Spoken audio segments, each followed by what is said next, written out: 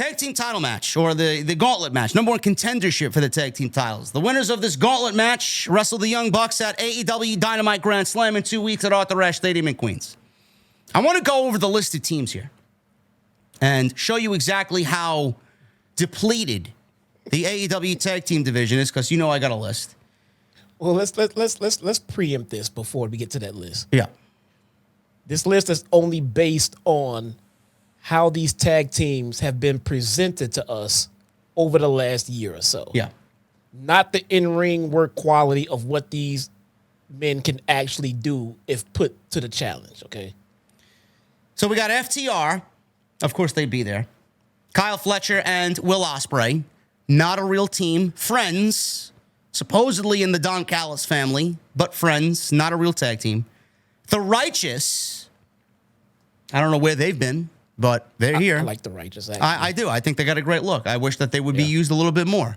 But they are not an AEW tag team. They are a Ring of Honor tag team. The Kingdom, they are a part of the Undisputed Kingdom. They were the Ring of Honor tag team champions before they lost those belts to Dustin Rhodes and Sammy Guevara. So they are now a Ring of Honor tag team, because Undisputed Kingdom is dead. So they are a Ring of Honor tag team. So 2 Ring of Honor tag teams here, 1 non-tag team, and an FTR team that is very much AEW. The Acclaimed, they're in this match. Maximum Male Models, they're in this match. I don't know if they're an AEW team, but they're here. Top Flight, they're a Ring of Honor tag team, sometimes an AEW tag team. I don't know what promotion they're working for. Grizzled Young Veterans, they're out there. They just got signed to AEW. Love those guys. Can't wait to see them compete. They're wrestling FTR on Saturday's Collision. I may actually tune into that. And then Last time I saw Top Flight, they were literally dressed as like flight attendants or something. Yeah, Layla Gray can dress as a flight attendant anytime she wants, bro. Just throwing it out there. And the Outrunners, who are very much an AEW tag team and are very over and are absolutely selling merchandise like hotcakes on AEWshop.com. I'll get back to that in a second. So by the looks of this, where is their tag team division? I don't really see much of a tag team division, Jesse. I see a lot of Ring of Honor tag teams. If anything, this gauntlet match really exposed how weak the AEW tag team division is. Why did we get to this point? Yeah. So we talked about this right before the show started. And for the longest of time, me and you both have been sitting here begging for them to put the tag team division back where A, they promised us it would be, and B, where it could be. And I appreciate the fact that it looks like they're taking some kind of initiative to bring that tag team division back. So I kind of feel bad about telling you that this main event with featuring tag teams was bad, because it was bad. It was just boring. But I am happy that they're making some kind of focus back on the tag team division again, at least. They are. I don't want to say they are. I don't think they will. I don't think they care. I think Tony Khan has realized that his tag team division needs more help than any other aspect of his company right now. And I don't think he's going to do anything to fix it. I don't think he's going to go to the lengths that he needs to fix it. And if they don't, that means this main event was a complete waste of other time. Well, that's exactly it, Jesse. This main event was a complete waste of time. Now, everybody loves the gauntlet match. Jesse loves the gauntlet match. I thought the gauntlet match at All In was fucking tremendous. It was easily the best one that they've done. It was full of surprises. It was great. It was at the show that they did at Wembley, the biggest show that they did all year. It fit the bill, the unpredictability of it, 48,000 people. Everybody loved it. It had some of the best pro wrestlers in the world in that match. So at that point, Jesse, we were looking at 4 gauntlet matches already this year alone. And at that point on All In Sunday, I was saying to myself, all right, I get it. They want to do it. They're still constructing how this gimmick is going to work, and they're kind of making it into its own. And it's their new thing, which is great. I could see it being a staple on a pay-per-view like All In, or maybe we get a whole pay-per-view revolving around the gimmick. Who knows what they have planned in the future. But we've seen 4 of them up until that point. Tonight was the 5th gauntlet match, the first time that we've seen a tag team gauntlet match. I felt it was a little bit overkill, but I gave it the credit that it deserved because it was great, and it happened at All In, and I think that's the place it should happen once a year.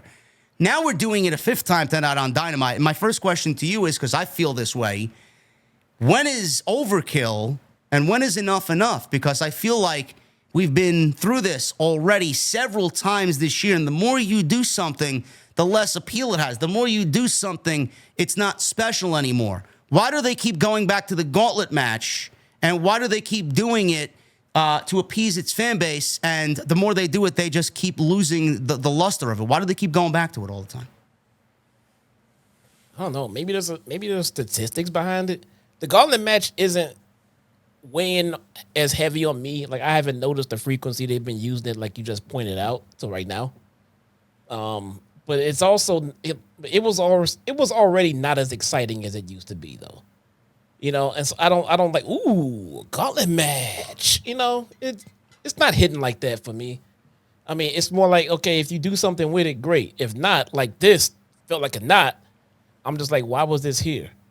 So and let's bring up the Motor City Machine Guns being all over the IWC and everything else. If the rumors are true, we don't know. If anybody knew, it would be all over the place. Nobody knows for certain. All right, but if they have them in their back pocket, and if their goal is to bring them in and introduce them, maybe that's why they're having this newfound focus on the tag team division, to bring those guys in, sharpen up the tag teams they do have, and then go from there.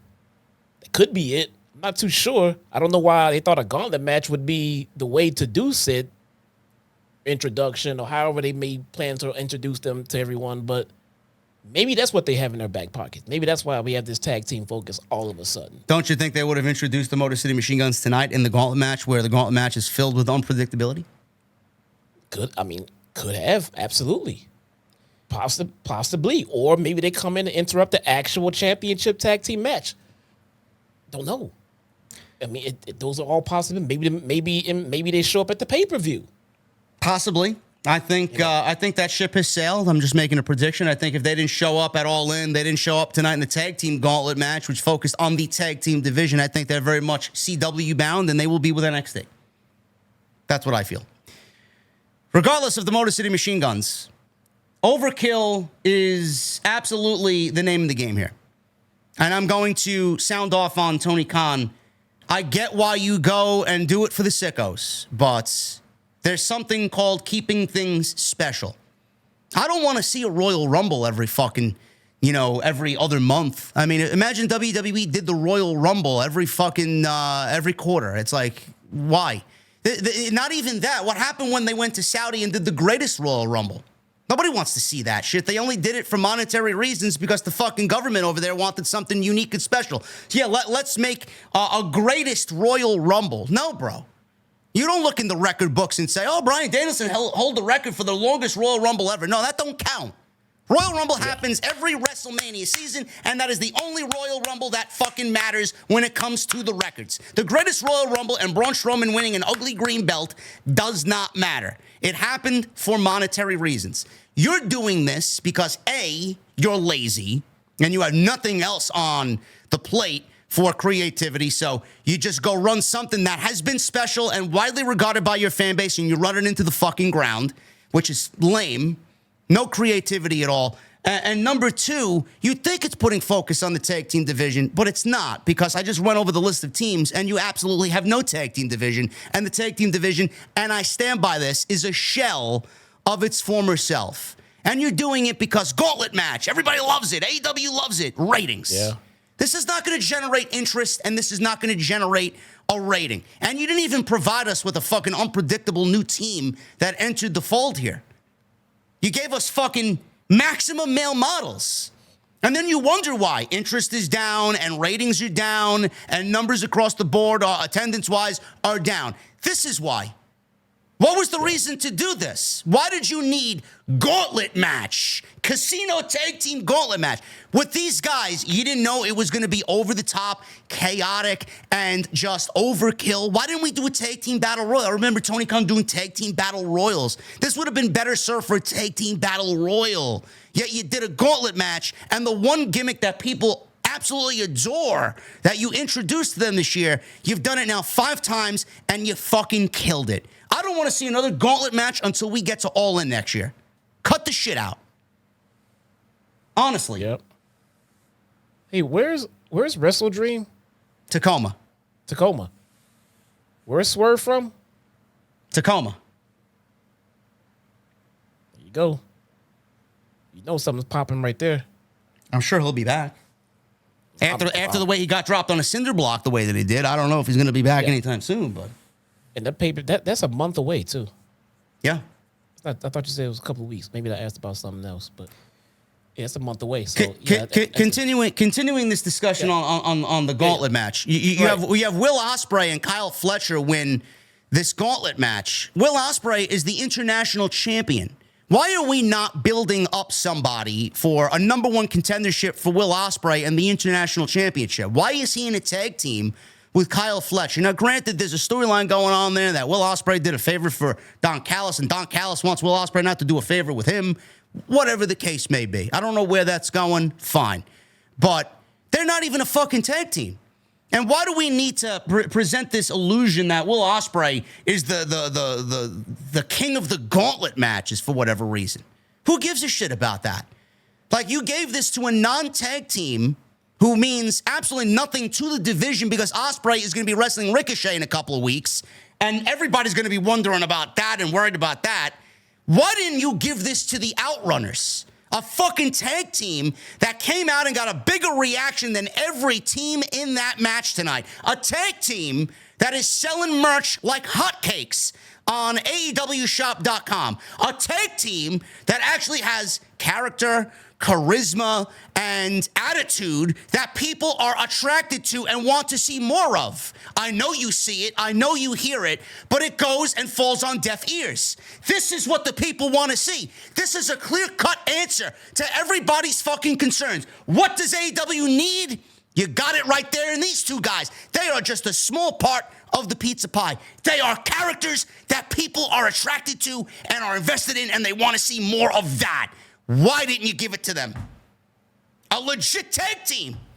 Imagine they go into New York City against the Bucks and have a 15-minute banger. Those guys are made. And you didn't follow up on it. That's my problem. They probably feel like they can tell better stories with Fletcher and Ospreay in the Bucks. Give me a break. Listen, Ospreay's my favorite wrestler in the entire world right now. Guy could do no wrong. Kyle Fletcher's amazing. Fucking unbelievable wrestler. But Ospreay's made. He's a made guy. You talk about bulletproof. This guy is fucking, this guy's got, he's got bulletproof on top of bulletproof. This guy's got the whole fucking National Guard blocking him. Nothing's getting to him, bro. I mean, give me a fucking break. Yeah, it's true. Why aren't we in the position to make stars, man? What the fuck are we doing here? I didn't know the Outrunners were this over until they came out. I knew they were popular, but I thought they were kind of pigeonholed to the show that they're on. They've been popular for a while. I didn't know they were leading in merch sales either. I've been slowly shadow watching them. Yeah, maybe this pop from this Dynamite crowd was a shock to everyone else in the back as it was to me. I didn't know that they would get this kind of a Wednesday night pop. I honestly did not. I don't know. I think that's what you call dropping the ball and booking for yourself and booking for your favorites. Tony's not in this to make stars. He's not.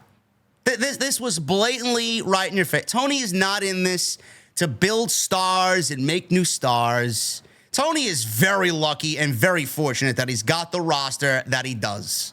He has got some of the best pro wrestling talent in the entire world working underneath him. But he's not in this to make stars. If he wanted to make stars, the Outrunners would have won this match because the fans want to see them, and that's what you give back to the fans. He booked Will Ospreay to win this match because he loves Will Ospreay, and he's obviously the number one wrestler in the world. That's it. Signed with the big money. I got to push my big star. Fuck making new stars. What are we doing here, bro?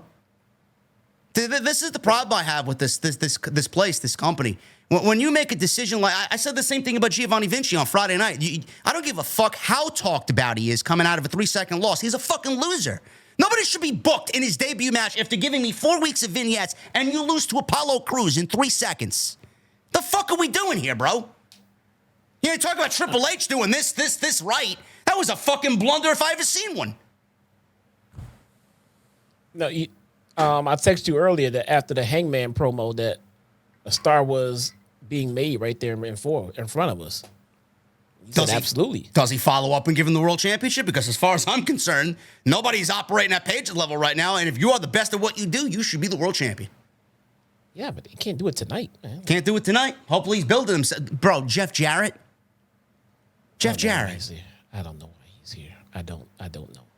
Does he got to go through Jeff Jarrett to be the world champion? Looks like we're getting that at Grand Slam. Oh my God, that I can't get behind. I cannot get behind. I don't know, man. The things, I don't know where you're gonna get people calling the shit out that you watch. And granted, Jesse's a good voice of reason here. Really, we're gonna give the Moxley shit time to marinate. See if Nigel's a part of the Blackpool Combat Club. Hopefully they make sense of that. But I got to call it out because I see it. I feel it. It's on the surface. Fine. But this Outrunner shit, the Tag Team Gauntlet, why did we need this tonight?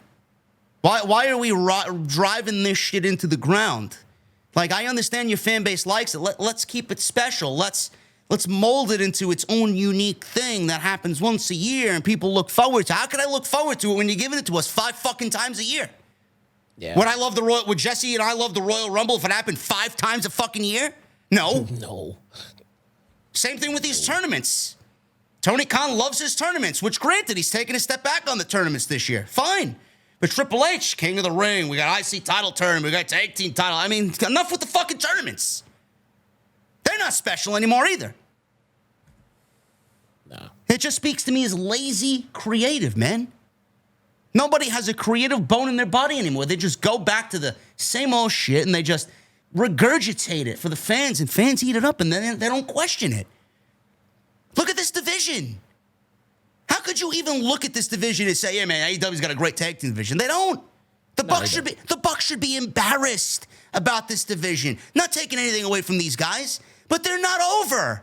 This is not a solid division that I want to see. What happened?